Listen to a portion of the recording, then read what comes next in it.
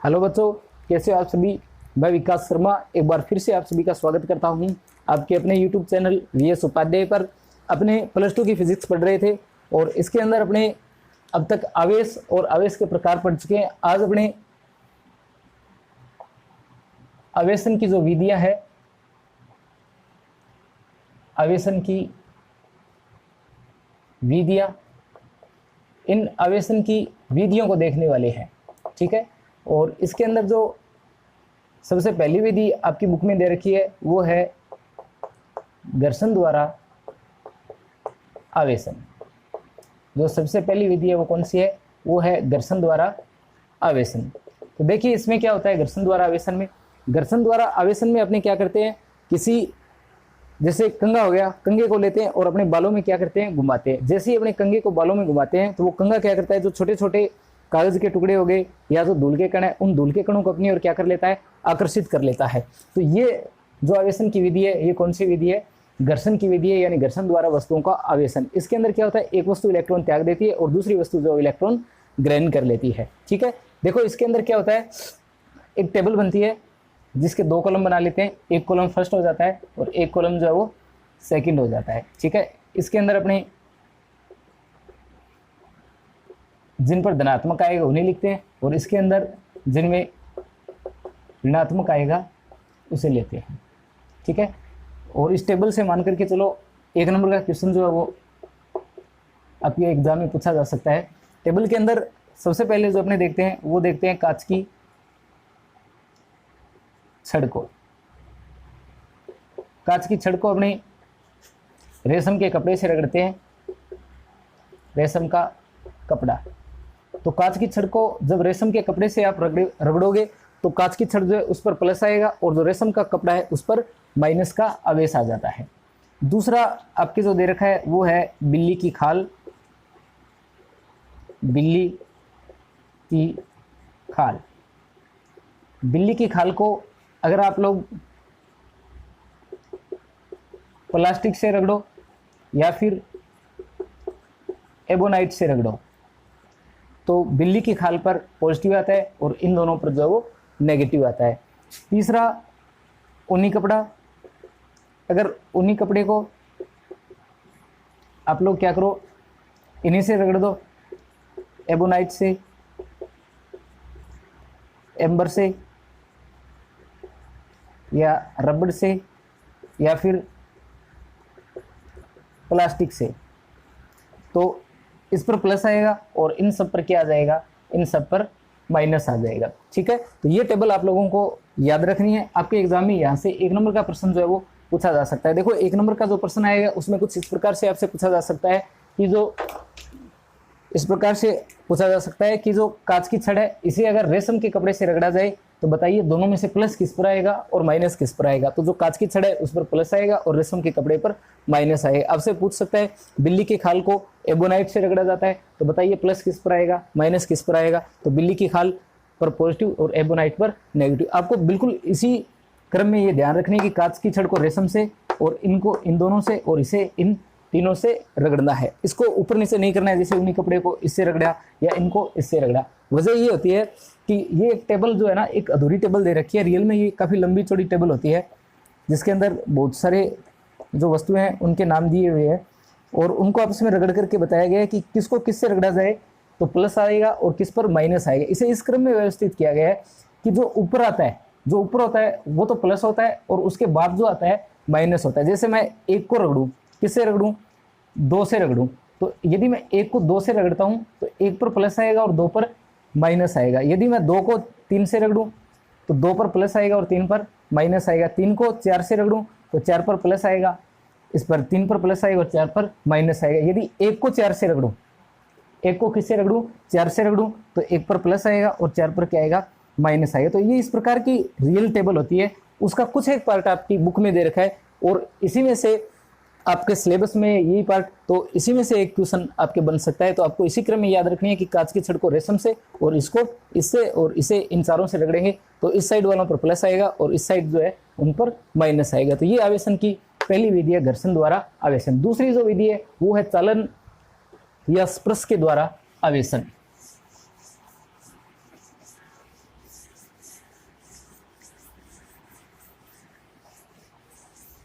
दूसरी जो विधि है वो है चालन या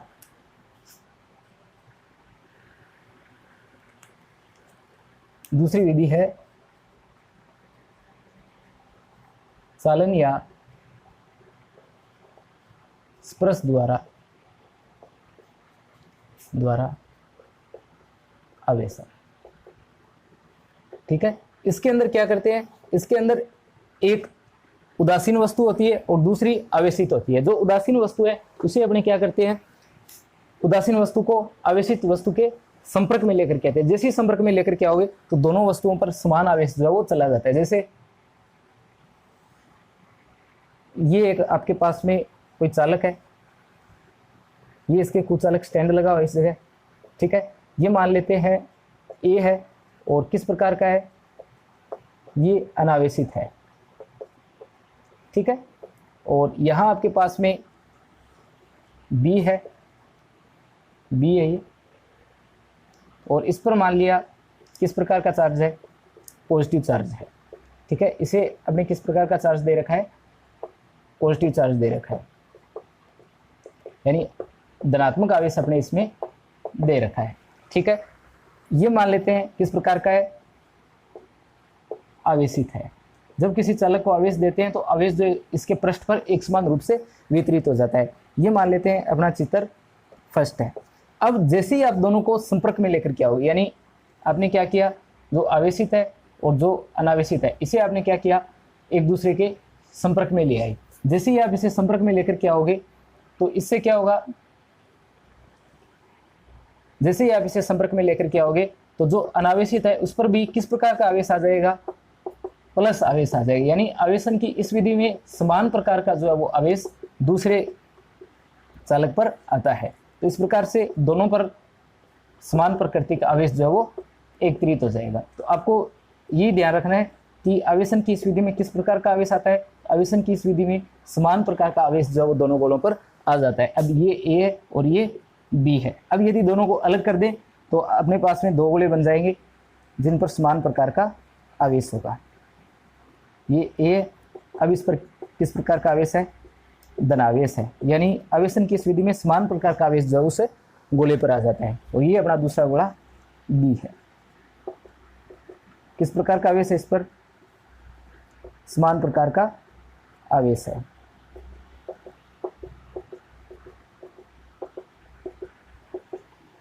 ठीक है, तो इसमें समान प्रकार का होगा। अगर ये नेगेटिव होता तो यहां भी क्या आ जाता, नेगेटिव आ जाता। तो ये अपने पास में आवेशन की दूसरी विधि है चालन या स्पर्श द्वारा आवेशन। जो तीसरी आपकी विधि दे रखी है वो दे रखी है प्रेरण द्वारा आवेशन। तो देखते हैं उसमें क्या होता है।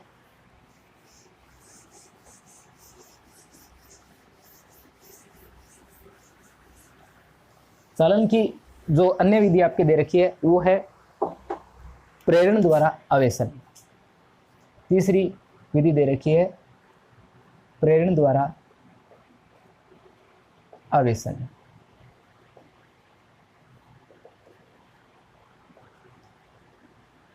इसमें क्या होता है, इसमें फिर से वही एक अनावेशित गोला होता है। ये किस प्रकार का है, ये अनावेशित है।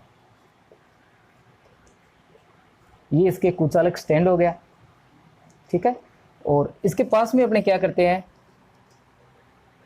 एक चालक छड़ लेकर के आते हैं जिस पर किस प्रकार का आवेश है, पॉजिटिव प्रकार का आवेश है। ठीक है, देखो प्रेरण विधि के अंदर अपने दोनों को स्पर्श नहीं करवाएंगे, बस इसे गति करवा करके इसके पास में लेकर के आएंगे। तो जो इसके पास वाली पृष्ठ है, यानी ये जो इसकी पृष्ठ बनेगी जो पास में होगी, जैसे ये पृष्ठ है, इस पर किस प्रकार का आवेश आएगा, विपरीत प्रकार का आएगा। जो छड़ पर है उससे किस प्रकार का आवेश आएगा, विपरीत प्रकार का है। जैसे आप देख सकते हो छड़ पर पॉजिटिव है तो यहाँ क्या आएगा, नेगेटिव आएगा। और जो दूर वाली पृष्ठ है उस पर किस प्रकार का आवेश आएगा, पॉजिटिव आवेश आएगा। ठीक है, देखो प्रेरण को आप डिटेल में, जो आपका चैप्टर 9 है, चैप्टर 9 है उसमें आप लोग डिटेल से पढ़ने वाले हो कि ऐसा क्यों होता है, इस पर चार्ज क्यों आया है, विपरीत प्रकार का क्यों आया है। ये डिटेल में अपने चैप्टर 9 में पढ़ेंगे। और उस चैप्टर का नाम ही क्या है, विद्युत प्रेरण है।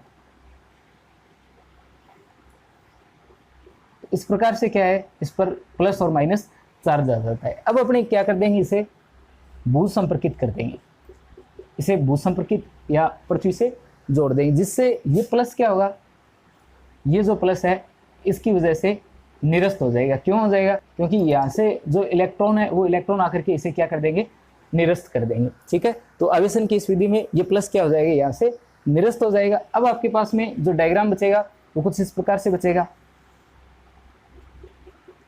इन गोलों का आकार बिल्कुल एक जैसा रखना है, मैं बोर्ड में जगह के हिसाब से बना रहा हूं इन्हें।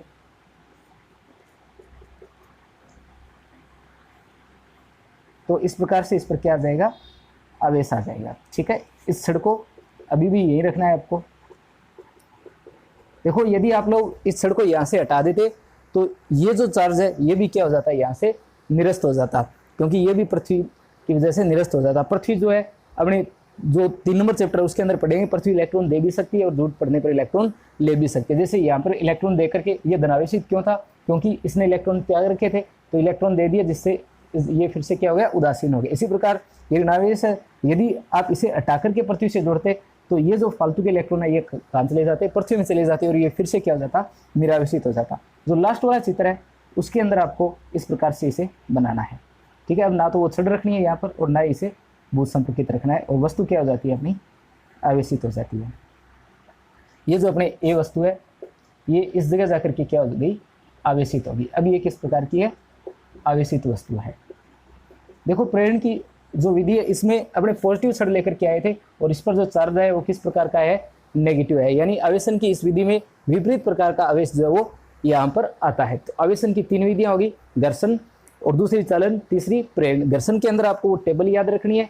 चालन में आप कम से कम ये जरूर याद रख लेना कि चालन की जो विधि है इसमें समान प्रकार का आवेश जो है वो दूसरे चालक पर आता है। अगर प्लस लेकर के आए हैं तो प्लस ही आएगा, माइनस लेकर के आए हैं तो माइनस ही लेकर के आए। जैसे उनको टच करवाओगे समान प्रकार का आवेश उसमें आएगा। और प्रेरण जो विधि है इसमें विपरीत प्रकार का आएगा, प्लस लेकर के आओगे तो माइनस आएगा, और अगर माइनस लेकर के आओगे तो किस प्रकार का आएगा, प्लस प्रकार का आवेश आएगा। तो ये आवेशन की 3 विधियां हैं। अब अपने अगला जो टॉपिक है वो है विद्युतदर्शी, सौरण पत्थर विद्युतदर्शी।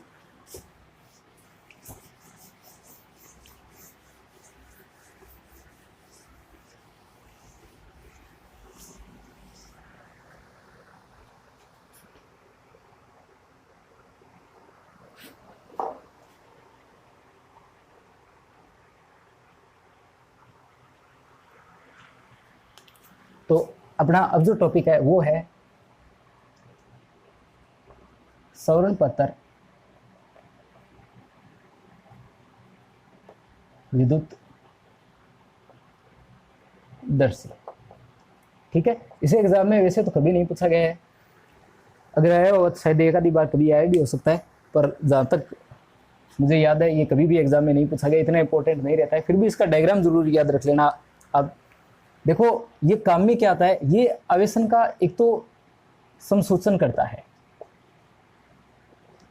एक क्या करता है, ये आवेशन का मापन करता है। समसूचन का मतलब ये है इस बात का पता लगाना कि वस्तु जो है वो आवेशित हुई है या नहीं हुई है। ठीक है, भी इस वस्तु के अंदर आवेश है या नहीं है, यानी आवेशन और अनावेशन के बारे में ये अपने को बताती है। कितना आवेश है उसकी मात्रा को बताती है। तो इसका जो डायग्राम है पहले देख लेते हैं। कुछ इस प्रकार का इसका डायग्राम रहता है।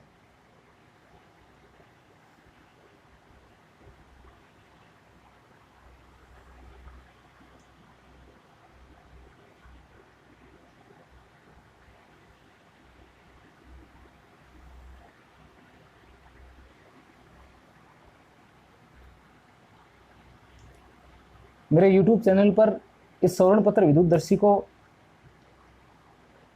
रंगीन डायग्राम के साथ भी दिखाया गया है, वो वीडियो ऐड किया हुआ है, मैं उसे जल्दी आप लोगों के लिए खोल दूंगा। तो रंगीन डायग्राम के साथ में काफ़ी बढ़िया तरीके से इसे बताया गया है, तो वो भी आप जरूर देख लेना। हालांकि वो पुराना वीडियो है थोड़ा। इस प्रकार का इसका डायग्राम रहता है।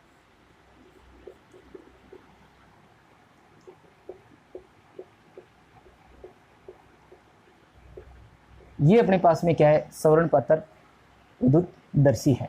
ठीक है, अगर इसका नाम लिखें तो ये अपने पास में धात्विक डिस्क है, ये अपने पास में कोर्क है, ये जो लगा रखा है इसकी बात कर रहे हैं। ये कांच का जार है, कांच का जार, G, और ये चालक छड़ है, चालक छड़ कैपिटल R, और ये सवर्ण पत्र है, सवर्ण पत्र है। ये अपने भू संपर्कित कर ही रखा है इसको। देखो इस विधि के अंदर अपने क्या करते हैं, इसके अंदर अपने कोई एक छड़ इसके पास में लेकर के आते हैं। देखो ये किस प्रकार से काम करता है। जैसे मैं यहाँ से ये छड़ लेकर के आया जिस पर किस प्रकार का आवेश था, प्लस आवेश था, और मैंने जैसे ही इसे यहाँ टच करवाया तो ये आवेश इस छड़ पर एक समान रूप से क्या हो गया, वितरित हो गया। ठीक है, समान प्रकार का आवेश आ गया जिससे ये छड़ जो है वो क्या हो जाएगी, थोड़ी फैल जाएगी। ठीक है, जैसे ये मान लो कि पहले ये L और L इस जगह थी, तो जैसे ही आप इसे समान प्रकार का पॉजिटिव आवेश दोगे तो ये क्या हो जाएगी, इस प्रकार से वितरित हो जाएगी। ठीक है, क्योंकि समान जो आवेश होता है वो एक दूसरे को प्रतिकर्षित करता है, तो यहाँ से ये छड़ जो है वो थोड़ी फैल जाएगी। जैसे पहले ये पोजीशन थी और अब ये थोड़ी एक दूसरे से दूर हट जाएगी। फर्स्ट वीडियो के अंदर मैंने ये बताया कि समान आवेश जो होते हैं उनमें प्रतिकर्षण होता है। ठीक है, ये जो पोजीशन है मान लेते हैं ये पॉजिटिव आवेश फैलने के बाद के, पहले ये इस जगह थी, अब ये फैल करके L डैश जो जगह है उस पर आ गई। ठीक है, L डैश या L1 लिख देता हूँ, दोनों को L1 पोजीशन पर आ गई जैसे अपने इसे पॉजिटिव चार्ज से टच करवाया। अब देखो अपने क्या करते हैं, एक अज्ञात छड़ लेकर के आते हैं। ये मान ली अपने पास में क्या है, अज्ञात छड़ है, ये पॉजिटिव है या ये किस प्रकार की है, नेगेटिव है। अब अपने को बस यही पता लगाना है कि ये पॉजिटिव है या नेगेटिव है। ठीक है, इसे आपने क्या कर लिया, यहाँ से हटा दिया, हटा दिया। अब आपको नहीं पता कि आप जो छड़ लेकर के आ रहे हो वो प्लस की है या माइनस की है। आपने क्या किया, उस छड़ को यहाँ ले आए, आपने इसे टच करवाया। मान लेते हैं, मान लिया कि इस पर किस प्रकार का आवेश था, प्लस था।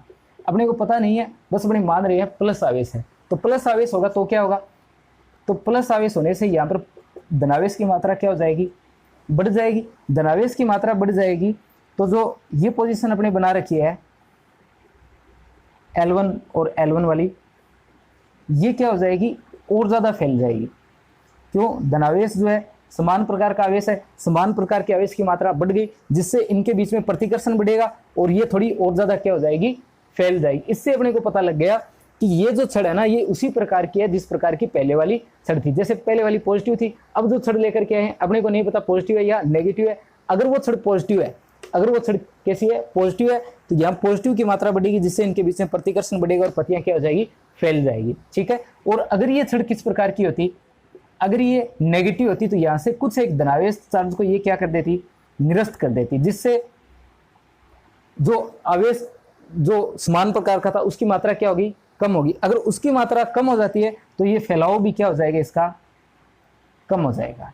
ठीक है, फैलाव भी क्या हो जाएगा, कम हो जाएगा। प्रतिकर्षण तो अब भी होगा पर प्रतिकर्षण की मात्रा क्या हो जाएगी, पहले की तुलना में कम हो जाएगी।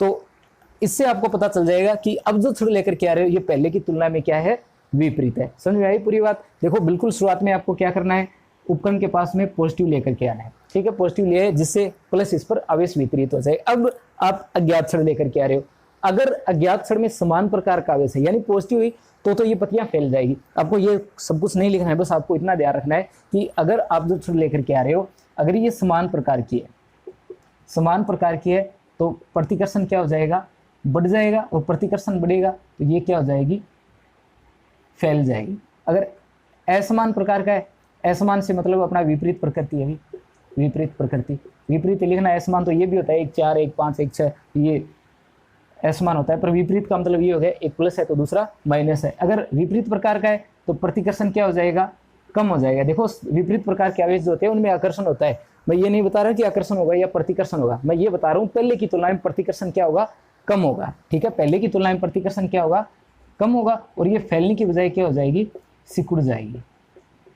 ठीक है, जिससे आपको पता चल जाएगा कि ये जो आवेश है ये पहले की तुलना में क्या है, समान है या असमान है या विपरीत प्रकार का है। बात समझ में आई। ये अपना टॉपिक है सवर्ण पत्र विद्युत दर्शी। ठीक, अब तक अपने जितना पढ़ा है चैप्टर उसके अंदर क्या क्या पढ़ा है वो थोड़ा सा मैं आपको बता देता हूँ कि क्या क्या बातें अपनी जो पढ़ी है वो इंपॉर्टेंट है। अब तक आप लोगों ने जो पढ़ा है, 1 नंबर में आपसे पूछा जा सकता है आवेश किसे कहते हैं। ठीक है, आवेश के प्रकार प्लस माइनस 2 होते हैं, हालांकि कोई नहीं पूछेगा, सबको पता ही है। आपसे पूछा जा सकता है आवेश का मात्रक सबसे बड़ा या सबसे छोटा मात्रक। आवेशन की विधियां एग्जाम में नहीं पूछी जाएगी, या तो आपसे पूछा जाएगा जो टेबल है उसके बारे में, ठीक है। हालांकि आपको पढ़ना सब कुछ है, फिर भी बता रहा हूँ कि इंपॉर्टेंट क्या क्या रहता है। तो आपसे आवेशन की विधियां ना पूछ करके टेबल के बारे में पूछा जाए। अगर विधियां पूछी जाएगी तो आपसे बस इतना ही पूछा जा सकता है कि चालन जो विधि है इसमें किस प्रकार का आवेश आता है, समान प्रकार का, विपरीत प्रकार का कैसा आता है, और जो प्रेरण विधि है इसमें किस प्रकार का आता है, समान या असमान या विपरीत किस प्रकार का आता है। बस ऐसा ही क्वेश्चन आपसे पूछा जाएगा। और ये स्वर्ण पत्र विद्युतदर्शी, इसका डायग्राम याद रख लेना। अगर डायग्राम याद होगा तो ये सारी बातें आप लोग इसमें अपने आप लिख दोगे। ध्यान ये रखना है, समान प्रकार का होगा, प्रतिकर्षण बढ़ेगा जिससे ये क्या होगा, फैल जाएगी, पत्तियां क्या हो जाएगी, फैल जाएगी। और अगर विपरीत प्रकार का है तो प्रतिकर्षण कम होगा जिससे ये क्या हो जाएगी, सिकुड़ जाएगी। नेक्स्ट वीडियो के अंदर अपने आवेश के गुण पढ़ेंगे। आवेश के गुण जो है एग्जाम में सबसे ज्यादा इस चैप्टर के अंदर जो इंपॉर्टेंट रहने वाला है वो रहने वाला है अपने आवेश जो है उसके गुण, ठीक है। जैसे क्वांटीकरण का, संरक्षण का, योज्यता का, निश्चरता का, उन गुणों के बारे में। और फिर अपना चैप्टर आगे शुरू हो जाएगा कैलकुलेशन वाला पार्ट, जो अपने कूलाम के नियम पर जाकर के शुरू होगा, ठीक है। तो आज का वीडियो देखने के लिए धन्यवाद। अगर कोई प्रॉब्लम रहती है आप कमेंट कर देना, मैं लगातार उन्हें देखता रहूँगा, ठीक है। धन्यवाद।